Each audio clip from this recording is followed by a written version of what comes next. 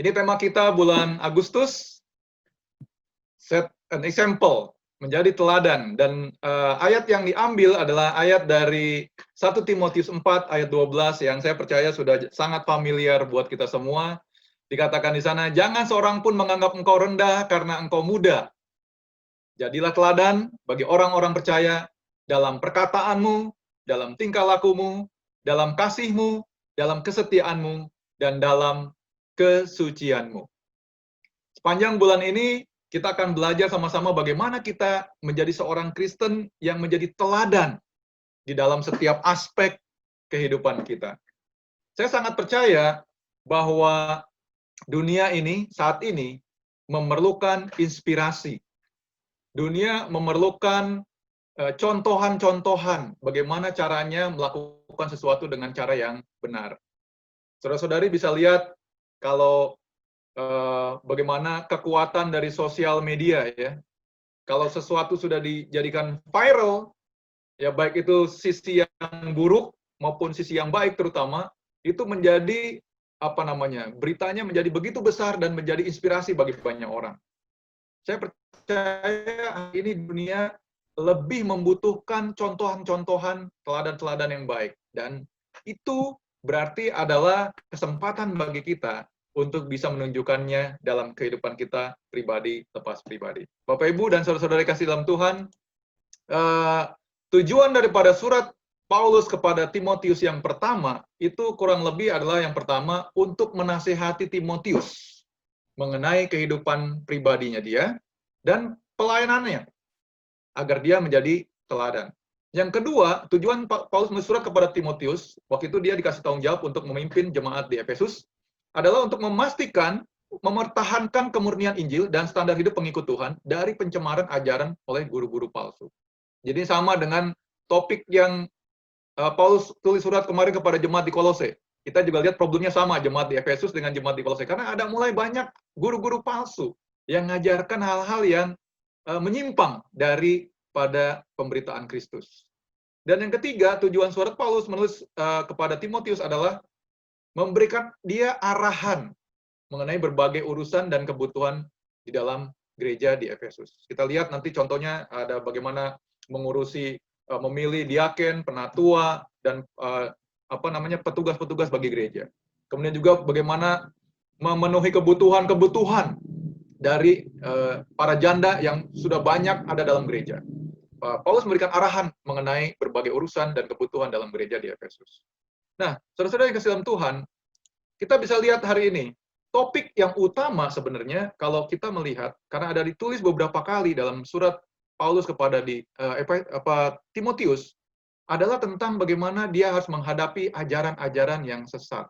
Ajaran-ajaran yang tidak sesuai dengan kemurnian firman Tuhan. Kita hari ini mungkin berpandangan ajaran sesat itu kalau orang mengajarkan Yesus bukan Tuhan, orang mengajarkan hal-hal yang tidak sesuai dengan Alkitab. Namun sebenarnya ajaran sesat yang dimasukkan oleh Paulus adalah ketika orang sudah mulai tidak lagi mempergunakan firman Tuhan menjadi standar bagi kehidupan rohani mereka. Kita lihat problem yang bulan lalu kita baca di Kolose adalah mereka mulai dipengaruhi ajaran-ajaran gnostik, mana pengetahuan menjadi Tuhannya mereka. Jadi kalau orang berpengetahuan itu adalah orang yang wah hebat banget, mereka bisa kuasai segala macam. Itulah ajaran sesat. Sehingga orang akhirnya dibawa keluar dari kebenaran firman dan hanya mengikuti pikiran-pikiran mereka sendiri. Ada dua bagian yang saya mau kita lihat di 1 Timotius 1 ayat 3-4 dan 1 Timotius 4 ayat 1-2 yang menggambarkan persoalan pokok daripada jemaat di Efesus di mana Paulus akhirnya menulis surat kepada Timotius. Yang pertama kita lihat, ketika aku hendak meneruskan perjalananku ke wilayah Makedonia, aku telah mendesak engkau supaya engkau tinggal di Efesus dan menasihatkan orang-orang tertentu agar mereka jangan mengajarkan ajaran lain ataupun sibuk dengan dongeng dan silsilah yang tiada putus-putusnya, yang hanya menghasilkan persoalan belaka dan bukan tertib hidup keselamatan yang diberikan Allah dalam iman. Jadi kita bisa lihat ya, ada intensi Paulus dikatakan kamu nasihatkan orang-orang tertentu agar mereka jangan mengajarkan ajaran yang lain atau sibuk dengan dongeng dan silsilah. Zaman itu Dongeng dan silsilah ya, jadi utama. Yang kedua, di 1 Timotius 4, dikatakan, tetapi roh dengan tegas mengatakan bahwa di waktu-waktu kemudian, ya Paulus memperingatkan, kemudian juga akan ada orang nanti yang akan murtad, lalu mengikuti roh-roh penyesat dan ajaran-ajaran setan, oleh tipu daya pendusta-pendusta yang hati nuraninya memakai cap mereka. Jadi sudah ada kecenderungan orang mengajarkan ajaran yang lain, dan dikatakan, Paulus memperingatkan, ke depan juga akan ada orang-orang yang murtad lalu mengikuti banyak ajaran-ajaran yang sesat. Jadi inilah pokok atau persoalan yang dihadapi oleh Timotius di jemaat Efesus, di mana Paulus akhirnya menuliskan surat kepada dia. Saudara-saudari yang saya kasih dalam Tuhan, mari kita sama-sama ke 1 Timotius 4 ayat yang ke-6. Ini adalah satu peringatan lagi kepada Timotius yang dilakukan oleh Paulus. Dengan selalu mengingatkan hal-hal itu kepada saudara-saudara kita, engkau akan menjadi seorang pelayan Kristus yang baik, terdidik dalam soal-soal pokok iman kita dalam ajaran sehat yang telah kau ikuti selama ini. Saya kasih highlight ajaran sehat. Itulah kuncinya. Paulus mengingatkan ya kepada Timotius, kamu harus pegang ajaran yang sehat. Kamu harus tetap mengingat ajaran yang sehat yang telah kau ikuti selama ini. Kita tahu bahwa mamanya dan neneknya Timotius adalah orang Yahudi, papanya dia orang Yunani.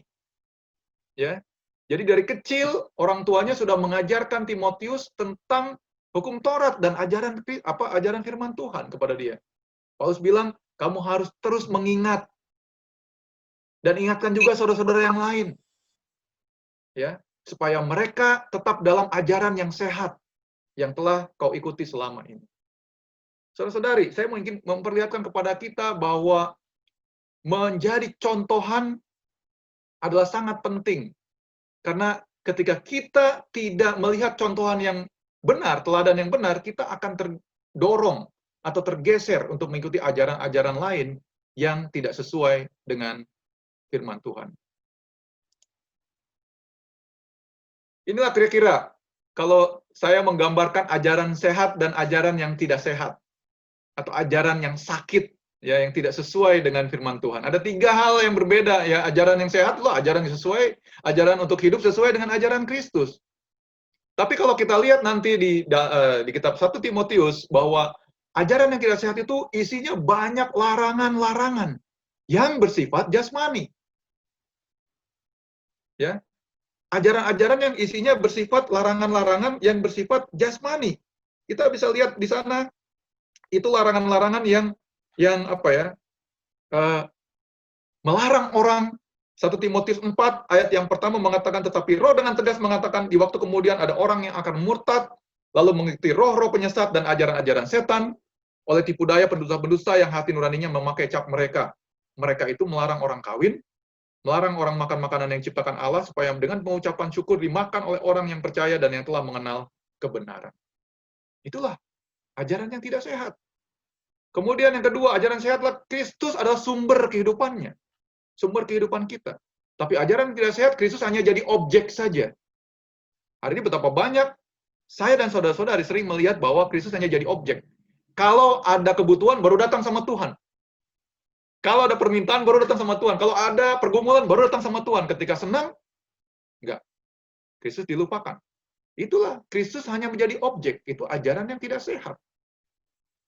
Kalau orang sakit, orang baca Alkitab. Kenapa? Supaya firman Tuhan itu bisa menyembuhkan kita. Betapa banyak kita melihat di sekeliling kita seperti itu. Ya, saya pernah katakan kepada kita, ya, saya pernah tengok orang sakit, ada Alkitab selalu ada di ranjangnya atau di tempat tidurnya. Ya, tidak untuk dibaca, untuk jadi teman mereka. Jadi kekuatan mereka selama mereka sakit. Apakah begitu kerja firman Tuhan? Itulah ajaran yang tidak sehat. Ajaran yang sehat menghasilkan hidup yang semakin mirip Kristus. Kalau kita menerima ajaran yang sehat, hidup di dalamnya, hidup kita akan menjadi semakin mirip Kristus. Tetapi ajaran yang tidak sehat hanya akan menghasilkan self-righteous. Kita akan merasa diri paling benar. Karena kita udah paling tahu, makin banyak pengetahuan, bertambah-tambah, kita bisa menghakimi orang lain. Kita bisa menilai orang lain. Yang terjadi kepada ahli Taurat, orang Farisi pada zamannya Tuhan Yesus. Mereka sangat paham hukumnya. Makanya mereka menilai orang yang tidak paham hukumnya tidak selevel dengan mereka. Problemnya mereka adalah mereka sama sekali tidak mirip dengan Kristus. Karena mereka lebih mempertahankan aturan dan hukum-hukum. Dan juga ajaran tidak sehat hanya menghasilkan hipokrit. Adalah apa? Kemunafikan. Karena mungkin kita sangat patuh di sisi yang satu, tapi di sisi yang lain kita bisa kendor. Kenapa? Karena bukan Kristus yang ada di dalam hidup kita. Saudara-saudari yang saya kasih di dalam Tuhan, inilah gambaran yang saya mau gambarkan mengapa Paulus menulis surat kepada Timotius agar terus mengingat ajaran yang sehat. Karena ketika ajaran tidak sehat, mempengaruhi banyak orang, yang timbul adalah seperti demikian. Jadi saya pikir kesalehan hanya dapat dihasilkan ketika seorang terus mau hidup dalam ajaran yang sehat. Sayangnya, saudara-saudari, penyimpangan terjadi dari dulu sampai dengan saat ini. Kalau dulu ajaran sesat oleh guru-guru palsu, ada orang-orang yang mungkin punya motivasi-motivasi tertentu, mengambil keuntungan untuk menjadi terkenal, untuk punya pengikut. Mereka mengajarkan hal-hal yang palsu, yang tidak sesuai dengan Injil kebenaran. Kalau sekarang, bukan guru-guru palsu, mungkin orang sudah pada pintar-pintar, nggak perlu guru lagi, tapi sekarang lebih kompromistis. Ya, bolehlah, nggak apa-apalah, kita lebih humanis. Yang penting kita buat baik, nggak bikin susah orang. Inilah penyimpangan-penyimpangan. Saya percaya Kristus datang bukan hanya untuk mengajarkan kita berbuat baik, tapi hidup dalam kebenaran. Banyak orang hari ini, yang penting saya nggak rugikan orang, yang penting saya tetap lakukan hal yang tidak merugikan orang dan sebagainya. Kita kompromistis.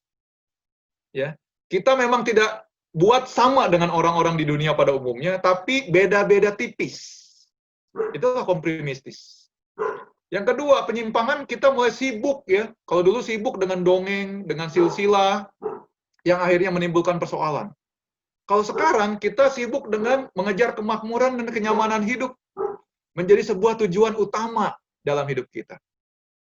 Ya, hari ini orang berbicara bukan lagi dongeng ya, udah nggak layak dengar dongeng. Tapi apa? Kita sibuk ngomong tentang kenyamanan hidup, luxury ya, kemakmuran yang menjadi tujuan bagi banyak orang. Kalau dulu penyimpangannya orang larang kawin, orang larang makan makanan tertentu yang diciptakan oleh Tuhan, hari ini justru ekstrimnya. Dulu dilarang-larang, sekarang bebas aja. Nggak apa-apa, nikmati aja, masih muda. Dan sebagainya, dan sebagainya. Bahkan hari ini, kalau tadi yang kehidupan bebas adalah ekstrim yang kanan, kalau saya katakan, yang satu lagi ekstrim kirinya adalah standar kerohanian bagi orang-orang kalau mereka bisa menyiksa diri mereka dengan berbagai-bagai larangan. Melarang orang kawin, melarang orang makan makanan tertentu. Kalau mereka bisa melakukan itu, mereka anggap mereka bisa lebih rohani, bisa lebih saleh daripada yang lainnya. Fenomena ini ada, terjadi sampai hari ini. Padahal, tadi seperti saya katakan, kesalehan hanya dapat dihasilkan ketika seorang terus mau hidup di dalam ajaran yang sehat. Saudara-saudari yang saya kasih dalam Tuhan, apakah hari ini kita memastikan masih hidup di dalam ajaran-ajaran yang sehat, yang akan membawa kita menjadi semakin mirip Kristus? Ini lihat kesalehan dalam pandangan dunia. Karena ada penyimpangan-penyimpangan tadi, makanya kesalehan sudah menyimpang jauh artinya. Pertama, kesalehan itu adalah dinilai dari kegiatan atau aktivitas rohani. Saya dulu adalah orang yang percaya ini. Makanya saya aktif dalam kegiatan rohani. Dari mulai kecil, sampai remaja, sampai pemuda, sampai dewasa, saya aktif di gereja. Kenapa? Karena saya merasa itu adalah itu adalah definisi dari kesalehan. Kalau saya punya aktivitas rohani, pelayanan, program, dan berjalan, saya adalah manusia yang rohani. Itulah gambaran atau pandangan dunia tentang kesalehan. Yang kedua adalah kita menjalankan berbagai aturan yang ketat beserta larangan-larangan dalam hidup, seperti saya katakan tadi di awal. Orang-orang yang melakukan hal ini merasa dirinya paling rohani. Karena saya nggak punya hawa nafsu, karena saya menjaga diri dari hal-hal yang terlarang dan sebagainya. Bahkan di abad yang pertama saja, sudah ada sekte atau isme yang mengajarkan bahwa seks itu tabu, seks itu dosa. Padahal Tuhan bilang apa? Tuhan menciptakan manusia, salah satunya adalah untuk menikmati hidup, menikmati ciptaan Tuhan yang lain. Kemudian seks juga itu adalah sah ketika seorang sudah diikat dalam pernikahan, sehingga seorang mengikatkan diri kepada satu sama lain. Tapi dalam ajaran yang tidak sehat, dia akhirnya membuat penyimpangan dalam kesalehan. Aturan ketat, larangan-larangan, termasuk dalam hal yang tadi. Selanjutnya adalah, ada orang yang membagi akhirnya, ini aliran yang berikutnya ya, bagi dua bagian hidupnya, yaitu bagian duniawi dan bagian rohani. Kita paling banyak ketemu dengan orang-orang seperti ini. Ya, kalau di ibadah, wah rohani banget dia, puji Tuhan, ya. Shalom, ramah banget, di rumah galak banget dia. Di luar dia jahat banget dia. Di kerjaan dia, waduh, nggak menunjukkan sama sekali karakter rohaninya ketika dia ada dalam pertemuan ibadah. Itulah orang yang ketiga ya, yang coba bagi hidupnya jadi dua bagian. Di dalam dan di luar dan di dalam. Di dalam kayak gini, di luar kayak gitu. Akhirnya, orang tidak bisa melihat Kristus di dalam karakter orang tersebut. Saudara-saudari, saya sangat percaya hari ini, tadi saya katakan, dunia lebih memerlukan banyak teladan dan contohan. Betapa banyak hari ini orang-orang yang aktif kegiatan, hidup dengan aturan yang ketat, ya, terus memberi yang dalam hidup mereka. Tapi akhirnya punya pengakuan kenapa Tuhan seperti ini?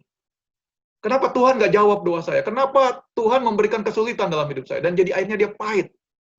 Atau dia melihat ketidaksempurnaan daripada saudara dan saudarinya dalam persekutuan. Dan kemudian bilang, katanya pengikut Kristus, katanya rohani, kok dia hidupnya begitu, kok dia gajet Tuhan. Akhirnya dia juga keluar. Dan dia nggak mau lagi menjadi seorang pengikut Kristus. Itulah yang tragis dari kalau kita menganggap kesalehan itu hanya sebatas aktivitas rohani. Hanya sebatas kegiatan-kegiatan rohani atau melakukan berbagai hal yang tidak melakukan berbagai hal yang jadi larangan. Kesalehan adalah dihasilkan dari bagaimana kita mau hidup dalam ajaran yang sehat sesuai dengan Kristus Yesus. Saudara-saudari dalam Tuhan, hari ini 2 poin saya bagaimana kita bisa menjadi contohan atau teladan dalam kesalehan kita. Saya percaya kita menjadi seorang pengikut Kristus, kita mau hidup kita itu menjadi inspirasi.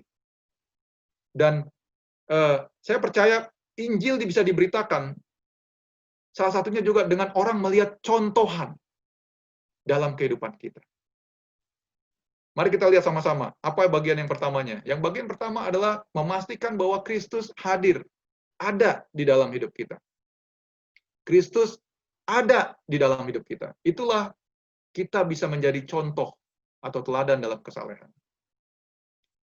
Di 1 Timotius 4 ayat 7 sampai ayat yang ke-10, di sana dikatakan demikian. Latihlah dirimu beribadah, latihan badani terbatas gunanya, tetapi ibadah itu berguna dalam segala hal karena mengandung janji, baik untuk hidup ini maupun untuk hidup yang akan datang.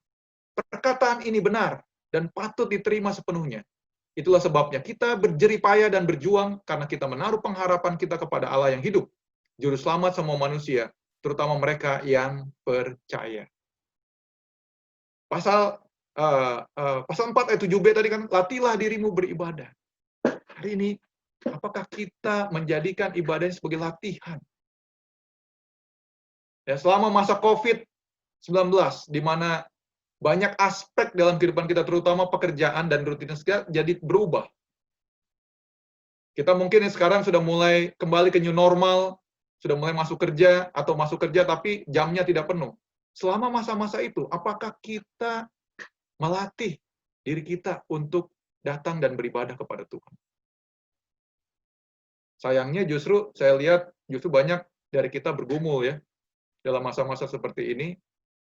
Justru begitu banyak waktu, begitu banyak hal yang Tuhan sediakan, kita justru malah banyak yang menarik diri untuk bersekutu dengan Tuhan. Latihan badani terbatas gunanya, dikatakan selanjutnya. Tetapi ibadah itu berguna dalam segala hal, karena mengandung janji baik untuk hidup ini maupun untuk hidup yang akan datang. Saya ingat, protokol kesehatan adalah apa? Pakai masker, cuci tangan, ya, jaga jarak, dan apa? Olahraga secukupnya, supaya tubuh kita sehat. Saya ingat waktu pandemi awal-awal dimulai, itu orang-orang tetangga saya, termasuk saya, pada keluar rumah jam 10. Karena kita dapat pesan dari WA itu ya, jam 10 pagi itu mataharinya paling bagus. Saya ingat itu jam 10 pagi orang-orang pada keluar jemur-jemur. Saya bilang, ngapain ini orang-orang pada di luar? Ternyata kita juga pengen sehat. Ya. Tapi Alkitab bilang, latihan badani terbatas gunanya. Berguna, tapi terbatas. Tapi ibadah itu mengandung janji, baik untuk hidup saat ini yang kita sedang jalani, sampai kekekalan. Ayat 9, perkataan ini benar dan patut diterima sepenuhnya. Apakah kita menerima sepenuhnya hal ini? Atau setengah-setengah kita yakin? Makanya ayat 10 dikatakan, itulah sebabnya kita berjerih payah dan berjuang. Karena kita menaruh pengharapan kepada Allah yang hidup. Jadi dasar kita melakukan semua hal ini yang rohani untuk menunjang kesalehan kita adalah karena kita mau menaruh pengharapan kita kepada Tuhan. Kita berjuang bukan untuk sesuatu yang sia-sia ke depannya. Hari ini saya mau saleh, mau hidup benar di hadapan Tuhan. Karena apa? Karena saya mengasihi Tuhan. Bukan karena saya mesti melakukan kegiatan-kegiatan atau aktivitas-aktivitas rohani. Berapa banyak hari ini kita salah mengerti tentang hal ini. Kita mesti kebaktian. Ya kenapa? Karena ya mesti kebaktian hari Minggu. Ya mungkin karena mesti aturannya begitu. 6 hari sudah kerja, hari yang ke-7 kita mesti istirahat. Atau ya orang Kristen memang begitu. Karena sebuah aturan, bukan karena dorongan kita mau mengasihi Tuhan. Kita makanya berjuang dan berjerih payah. Saudara-saudaraku dalam Tuhan, apakah hari ini yang mendorong kita sangat besar untuk kita menjadi saleh dalam kehidupan rohani kita adalah karena kita juga mau hidup sesuai dengan pengharapan Allah. Mari kita lihat proses kita menjadi saleh di sini. Itu bukan didapat karena kita tahu dan banyak mengerti firman Tuhan. Saya percaya, atau banyak pelayanan yang sudah atau sedang kita lakukan. Saya percaya Tuhan tidak mengukur kita dari itu. Tuhan tidak mengukur kita dari berapa banyak kita tahu, berapa banyak kita mengerti, berapa lama kita sudah mengenal Dia, berapa lama kita sudah hidup jadi Kristen. Proses menjadi saleh adalah ketika kita mau memberikan diri kita dituntun dan diubah oleh firman Tuhan. Ketika kita membiarkan diri kita, waktu kita misalnya ada orang lain memperlakukan kita dengan buruk, mencaci maki kita, tidak memperlakukan kita dengan tidak benar. Kita tidak membalas, kita malah mendoakan orang tersebut supaya mereka bisa mengerti dengan baik kepada firman Tuhan. Itulah kesalehan. Tidak diukur dari berapa banyak kita tahu dan mengerti. Tapi bagaimana kita bisa merespon sesuatu sesuai dengan apa yang Tuhan kehendaki dalam hidup kita. Saya percaya orang kalau memperlakukan kita buruk, menolak kita dan sebagainya, tapi kita tetap baik sama mereka, mereka akan terbuka matanya. Tapi kalau orang berlaku buruk sama kita, kita balas lagi buruk, orang akan lebih jahat sama kita. Berapa banyak hal ini seringkali kita lakukan dalam hidup kita. Proses untuk menjadi saleh dihasilkan saat Kristus semakin hadir dalam hidup kita. Dan uniknya ya, kalau pengalaman pribadi saya, saat-saat Kristus semakin hadir dalam hidup kita adalah saat di mana kita sedang mengalami banyak tantangan dan cobaan dalam hidup. Ketika itu iman kita diuji. Ketika itu keyakinan kita diuji. Ketika masa sulit itu, Tuhan lihat hati kita bergantung sama Dia, mengandalkan Dia, dan mau mengikuti jalannya Dia nggak? Mau mengikuti nasihat-nasihat yang Tuhan berikan melalui firman-Nya, atau orang-orang yang Tuhan tempatkan dalam hidup kita nggak? Itulah saat proses menjadi saleh.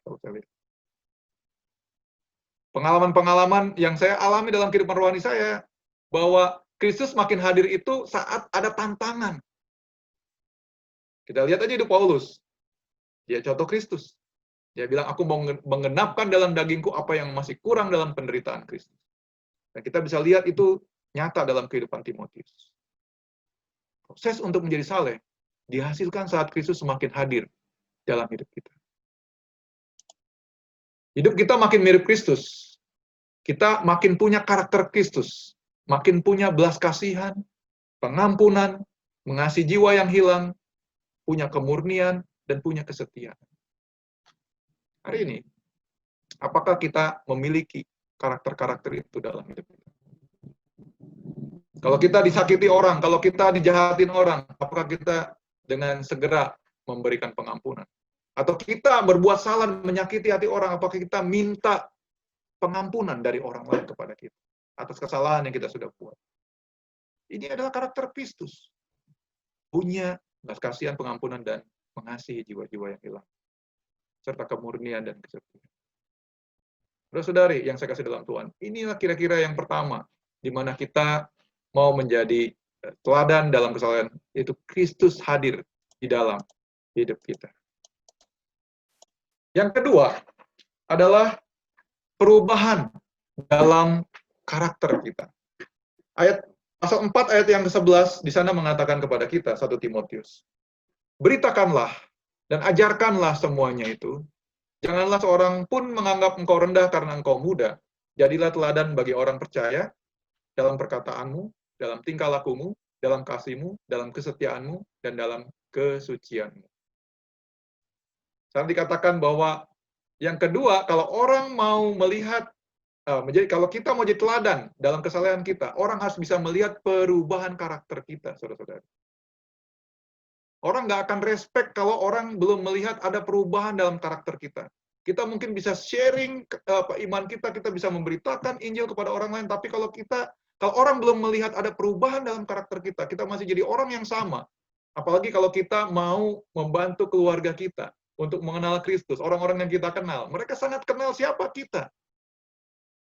Nah, kalau mereka belum melihat ada perubahan itu, mereka nggak akan bisa melihat teladan dalam hidup kita. Jadi perubahan karakter harus secara pribadi yang pertama kali kita pastikan. Respek orang lain akan timbul jika mereka melihat perubahan karakter kita secara pribadi. Bagi kita orang tua, kita tahu persis ini. Kita nggak bisa mengajarkan anak kita lebih jauh kalau kita belum melakukan. Amin. Kita suruh anak kita, ayo ke gereja. Mereka ke gereja. Ya, mereka hanya sebatas lakukan itu. Mereka tidak bisa melakukan lebih lagi daripada itu. Tapi kalau kita sendiri aja datang kepada Tuhannya on off misalnya ya, datang enggak, anak-anak kita juga struggle, anak-anak kita juga bergumul untuk melihat contohan yang benar. Hari ini kita suruh anak kita misalnya, ayo hidup dalam kebenaran. Tapi mereka setiap hari ngelihat contohan hidup kita nggak benar di rumah misalnya. Mereka akan struggle, mereka akan bergumul. Gimana hidup yang benar ya? Yang dikatakan atau yang firman Tuhan begini kok saya nggak lihat contohnya di orang terdekat saya. Dan ini yang seringkali akhirnya menjadi soal dalam rumah tangga. Ketika anak-anak lari dari rumah, anak-anak punya pergaulan yang buruk, sebenarnya itu adalah kulminasi, ya puncak daripada mereka tidak bisa melihat contoh dari perubahan karakter orang tuanya. Kenapa saya bisa bilang ini? Saya juga mengalami tantangan-tantangan yang sama. Ketika saya ingin mengharapkan anak-anak saya bertumbuh dalam iman, saya mesti memastikan mereka melihatnya lebih dulu dalam hidup saya. Sebelum mereka melihatnya dari orang lain. Saudara-saudari yang saya kasih dalam Tuhan, ada 5. Dalam perkataan, tingkah laku, kasih, kesetiaan, dan kesucian. Timotius dianggap masih muda pada waktu itu, orang dianggap muda kalau usianya masih di bawah 40 tahun. Jadi kemungkinan Timotius usianya masih di bawah 40 tahun. Dia nggak dianggap. Jadi usia kedewasaan pada masa itu adalah 40 tahun. Sekarang orang 20 tahun pun dianggap dewasa. Kenapa? Karena sudah tahu berbagai macam. Tapi Paulus mendorong dia untuk menjadi teladan dalam perkataan. Hari perkataan kita membangun orang lain nggak? Perkataan kita bisa menuntun orang lain kepada kebenaran nggak? Perkataan kita sendiri bisa dipegang nggak? Dalam tingkah laku, Ini sinkronize-nya ya. Apa yang kita katakan, tingkah laku kita gimana? Saya percaya kita nggak sempurna ya. Kadang-kadang kita berkata gini, kita bisa tingkah lakunya lain. Itu adalah kelemahan. Tapi kalau ada pola adalah perkataan dan tingkah lakunya selalu nggak sama. Itu problem buat kita. Karena karakter kita berarti belum seperti karakter Kristus. Apakah kita punya kasih? Kita punya kehangatan. Kalau ketemu orang, kita mengampuni orang. Kita punya orang suka berbicara dengan kita atau mencari kita karena kita orangnya suka mendengarkan dan memberikan kata-kata yang bisa membangun semangat orang tersebut. Apakah kesetiaan kita miliki juga hari ini sebagai seorang pengikut Kristus? Saya percaya ini adalah hal yang paling penting ya, kesetiaan kita. Bukan siapa yang paling cepat, bukan siapa yang paling hebat, tapi siapa yang bisa bertahan sampai akhir. Bagi saya pribadi, mengikut Kristus adalah seperti itu. Anda bisa lebih cepat, Anda bisa lebih hebat, tapi apakah Anda bisa sampai akhir nggak? Kesucian. Hari ini, cari orang suci, murni, bukan hal yang gampang. Makanya kalau orang cari kerja, biasanya cari apa? Bertanggung jawab dan dapat dipercaya. Dia cari track record-nya ke belakang. Dia pernah kerja di mana saja. Di tempat kerja yang lama dia punya soal nggak? Dalam kejujuran dan sebagainya. Orang yang benar-benar menjaga kesucian. Itu barulah bisa menjadi teladan dalam karakter. Jadi yang pertama tadi adalah perubahan dalam karakter secara pribadi. Yang kedua, ayat 13 dan 14. Sementara itu sampai aku datang, bertekunlah dalam membaca kitab-kitab suci, dalam membangun dan dalam mengajar. Jangan lalai dalam mempergunakan karunia yang ada padamu, yang telah diberikan kepadamu oleh nubuat dengan penumpangan tangan sidang penatua. Yang kedua adalah Tuhan kasih kita gift, saudara-saudari. Tuhan kasih kita karunia-karunia. Dan itu berbeda-beda. Ada yang kuat di satu titik, ada yang kuat di titik yang lain. Ada yang bisa mengajar, ya, ada yang bisa membangun. Saya percaya ini adalah karunia-karunia yang Tuhan sudah kasih dalam hidup kita. Pertanyaannya adalah, apakah kita melatihnya? Dan mempergunakan karunia itu dalam hidup kita. Ada yang Tuhan kasih karunia kepada kamu, bisa main musik, bisa menyanyi, bisa memimpin dengan baik, bisa mengajar dengan luar biasa. Gunakan, latih. Saya percaya kalau kita nggak latih itu akan hilang. Atau kita gunakan dengan tidak proporsional, itu akan hilang. Makanya Paulus menasihati kepada Timotius, ya, jangan lalai dalam mempergunakan. Bertekun dalam kitab suci, dalam membaca kitab suci. Dan dalam membangun dan dalam mengajar. Kita terus latih, saudara-saudari. Hidup menjadi seorang pengikut Kristus adalah latihan. Makanya tadi, latihan badani terbatas gunanya. Makanya kamu harus latihan rohani. Ibadah itu adalah latihan rohani. Kita datang lebih awal, kita menyapa orang lain, kita memberi semangat orang lain. Dan gimana kita bisa melatih kalau kita nggak pernah ketemu misalnya. Ini masa-masa yang challenging juga buat kita semua. Karena seperti saya sudah kasih pengumuman kepada kita, mungkin gereja kita baru akhir September. Itu pun baru nanti akan dinilai lagi, akan dievaluasi lagi untuk mengadakan ibadah secara fisik dengan situasi yang ada sampai sekarang ini. Ini tantangan, kita nggak bisa bertemu secara fisik, tapi saya percaya kita sebenarnya masih bisa terus melatih dan mempergunakan karunia Tuhan. Kita bisa saling menguatkan, kita saling mendoakan, kita bisa mengajarkan, membagikan firman Tuhan lewat virtual. Saudara-saudari, itu yang kedua, melatih dan mempergunakan karunia yang Tuhan berikan. Dan yang terakhir adalah ayat 15 dan 16. Perhatikanlah semuanya itu, hiduplah di dalamnya, supaya kemajuanmu nyata kepada semua orang. Awasilah dirimu sendiri dan awasilah ajaranmu, bertekunlah dalam semuanya itu, karena dengan berbuat demikian, engkau akan menyelamatkan dirimu dan semua orang yang mendengar engkau. Yang ketiga adalah perubahan itu nyata dan kelihatan. Caranya gimana? Kita terus evaluasi diri kita. Tantangan bagi kita hari ini pengikut Kristus adalah kita nggak sadar diri kita sudah menyimpang jauh. Makanya perlu ada evaluasi. Iman saya masih bergantung sama Tuhan nggak? Atau kepada diri saya sendiri? Ayat 16 dikatakan, awasi dirimu dan awasi ajaran. Dirimu dan ajaranmu. Diri kita. Saya dan saudara-saudari. Mesti pastikan. Jangan kita oh ya saya percaya Tuhan, oh ya saya percaya Alkitab, amin. Tapi apakah kita masih melakukan itu dengan benar dalam hidup kita? Kalau kita sudah pastikan diri kita, yang kedua adalah kita pastikan ajaran kita. Tadi jangan sampai ajaran yang tidak sehat. Yang masih gabung-gabung, mix-mix dengan tradisi dan sebagainya. Ini yang kita mesti pastikan, yang ketiga. Perubahan yang nyata dengan cara evaluasi diri agar kita tidak menyimpang. Saudara-saudari yang saya kasih dalam Tuhan. Jadi ada 3 hal tadi dalam perubahan karakter. Yang pertama, itu harus dimulai dari diri kita sendiri dulu. Jangan kasih teropong buat orang lain dulu. Lihat diri kita sendiri dulu. Nasihat dalam firman Tuhan banyak sekali. Jangan lihat kesalahan orang lain dulu. Lihat diri sendiri dulu. Keluarga kita, iman kita, rohani kita. Dimulai dari sendiri. Perubahan terjadi ketika kita mulai mau lihat kepada diri kita lebih jelas. Kedua adalah melatih dan pergunakan karunia yang Tuhan sudah berikan. Latih dan gunakan. Jangan diamkan. Banyak kita punya karunia-karunia di sini. Dalam gereja kita punya banyak karunia. Ada yang mengajar, ada yang gunakan. Dan latih. Itu yang akan buat kita bisa jadi teladan dalam kesalehan kita. Yang ketiga adalah memastikan ada perubahan yang nyata.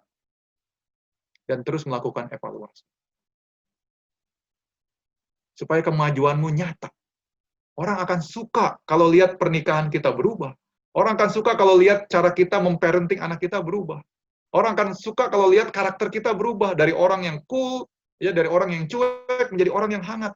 Dari orang yang kata-katanya pedas.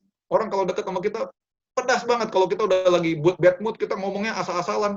Tapi ketika kita berubah, orang bisa melihat kita bisa lebih lemah lembut, kita bisa lebih memberi semangat kepada orang. Orang akan suka. Banyak orang komplain, kenapa ya Tuhan, saya waktu mengabarkan itu saya ditolak banyak orang. Ya mungkin karena itu tadi, orang belum melihat perubahan dalam karakter kita. Saudara-saudariku yang saya kasih dalam Tuhan. Jadi teladan dalam kesalehan ialah sebuah proses untuk menjadikan Kristus hadir dalam hidup kita. Sehingga orang lain dapat melihat perubahan-perubahan dalam karakter kita. Minggu ini kita ada belajar menjadi teladan dalam kesalehan. Kesalehan tidak dibangun dari aktivitas, kesalehan bukan program, kesalehan bukan aturan-aturan yang tidak boleh ini, tidak boleh itu, tapi kesalehan adalah ketika kita mau hidup dalam ajaran yang sehat. Dan kesalehan, kalau kita mau jadi teladan dalam kesalehan, adalah proses untuk menjadikan Kristus hadir dalam hidup kita. Sehingga orang dapat melihat perubahan karakter kita. Saya ingin mengajak saudara-saudari pada bulan ini. Mari memastikan Kristus hadir dalam hidup kita. Sehingga orang dapat melihat perubahan karakter kita. Tugas yang kita semua, yang saya berikan kepada kita semua, termasuk untuk diri saya, adalah pada bulan ini. Mari menjadikan Kristus hadir dalam hidup kita. Dan orang bisa melihat perubahan yang nyata dalam karakter kita. Kiranya Tuhan memberkati kita dan menguatkan kita dalam proses untuk terus menjadi teladan dalam kesalehan kita. Tuhan memberkati kita.